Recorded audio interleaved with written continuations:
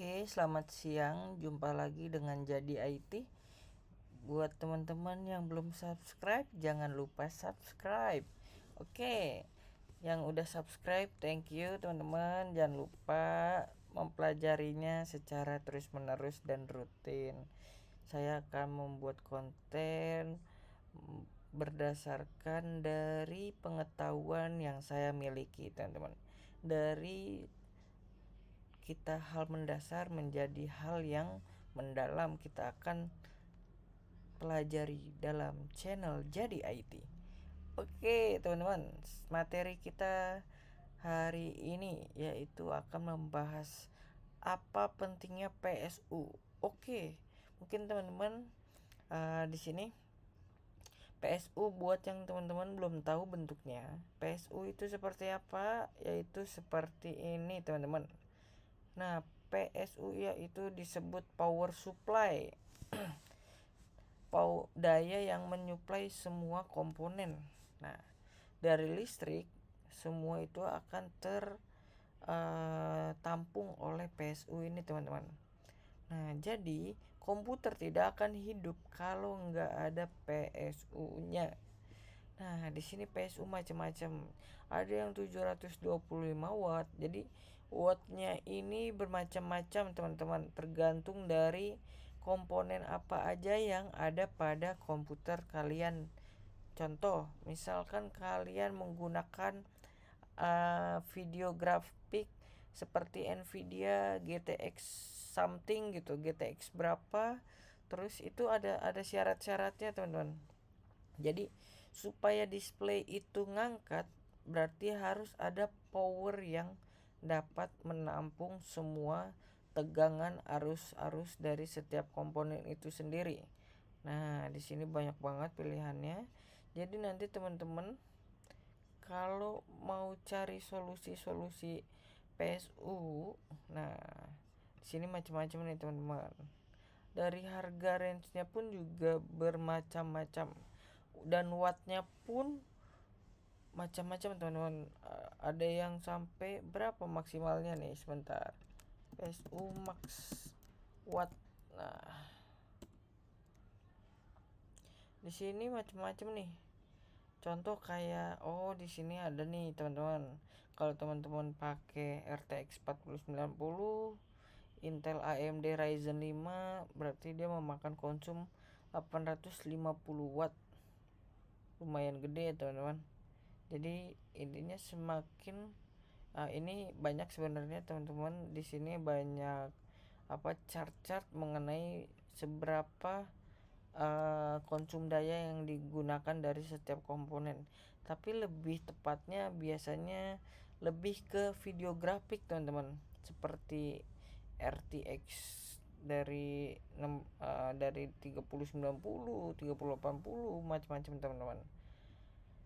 Oke, jadi semakin banyak komponen yang mengkonsum daya listrik besar, berarti PSU-nya harus dibesarkan, teman-teman. Nah, kalau kita di sini PSU. Jadi kalau teman-teman dengan standar cuman PC untuk operasional kantor biasa, misalkan teman-teman pada menggunakan Microsoft Office, Word, PowerPoint dan lain-lain, hanya sekedar tugas dokumen. Nah, teman-teman biasanya spesifikasi komputernya itu standar, teman-teman. Jadi tidak memakan arus listrik yang besar. Tapi kalau teman-teman ingin bermain game, teman-teman editor, teman-teman videographer, atau pokoknya editor, teman-teman content creator dan lain-lain, nah itu biasanya dengan spek-spek PC yang sangat gede, teman-teman. Apalagi ada yang namanya render, atau nanti ada lagi dalam dunia IT ada namanya programmer, dan dimana ada programmer yaitu namanya dia membuat sebuah machine learning. Nah, disitulah power yang sangat besar digunakan, karena dia menggunakan banyak komponen-komponen seperti GPU yang sangat besar. Jadi tidak bisa dengan PSU yang ukurannya kecil-kecil aja gitu. Coba PSU, kita coba buka PSU price. Nah, misalkan nih teman-teman, kita contoh PSU nya ada di Tokopedia. Nah, ini contoh-contoh kayak gini teman-teman, ada yang 650 watt itu dengan seharga 687. Coba kalau kita lihat PSU, nah ini banyak banget PSU. Jadi nanti teman-teman bisa spesifikasikan kebutuhannya teman-teman. Jadi kalau PSU-nya kurang dari dayanya, komputer itu tidak akan bisa ngangkat. Tapi kalau bang lebih bagus PSU-nya lebih besar atau lebih kecil? Kalau menurut kita lebih baik dia besar, karena kita punya spare watt arus yang digunakan pada komponen komputer itu sendiri. Jadi kalau kita ngepres itu terlalu bahaya juga, jadi lebih baik dilebihkan. Jadi konsum dayanya pas gitu, tidak ngepres banget. Dan kalau terlalu kecil juga tidak bisa berjalan komputer itu, atau tidak bisa nyala teman-teman. Oke, mungkin materi PSU seperti itu aja teman-teman.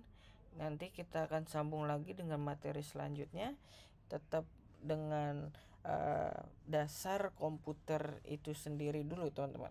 Oke, terima kasih teman-teman yang udah subscribe, dan terima kasih buat yang baru subscribe.